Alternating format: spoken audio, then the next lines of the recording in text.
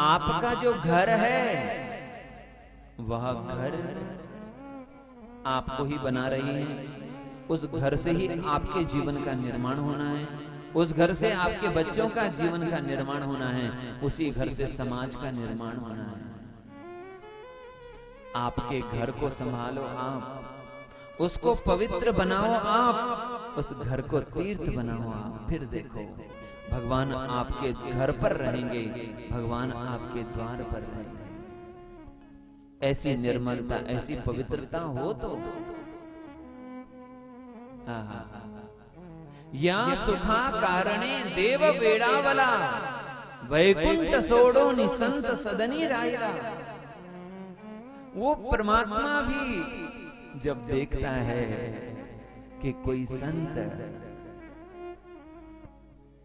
हाँ, जब मुझे पुकारता है, मेरे प्रेम में रोता है, बिलखता है, मेरे प्रेम में मुझे पुकारता है, तो भगवान वैकुंठ छोड़ करके उसके घर पर आ जाते हैं, उसके द्वार पर आ जाते हैं। ऐसा प्रेम, ऐसी पवित्रता हमारे जीवन में हो। और घर में यदि, अब बताओ, घर में यदि मांस रखोगे, घर में यदि मदिरा रखोगे, तो वहां कौन भगवान आएंगे? अरे मदिरा और मांस का सेवन राक्षस करते हैं। कौन करते हैं? आपने सुना होगा, देवता लोग अमृत पीते हैं और वारुणी मदिरा कौन पीते हैं? राक्षस, असुर लोग। एक तरफ देवता बैठ करके अमृत पीते हैं और दूसरी तरफ असुर वारुणी मदिरा पीते हैं, मांस खाते हैं। जिस घर में मांस आता है, मदिरा, मांस बनता है, मदिरा रहता है, वो याद रखना, उस घर में देवताओं का वास कभी हो नहीं सकता, उस घर में भगवान का वास कभी हो नहीं सकता। मैं तो कहूं जरा विचार करिए।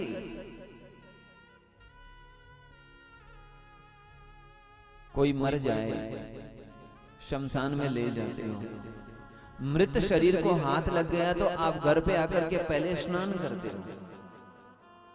मृत शरीर को यानी मांस को आपका हाथ लग गया तो आप घर पे आकर के स्नान करते हो। बोले नहीं, वो मांस अब अशुद्ध हो गया है। और उसी मांस को, मांस तो मांस है, चाहे किसी का भी क्यों ना, उस मांस को बैठ करके खाते हो, क्या तब आप अशुद्ध नहीं होते? विचार करो।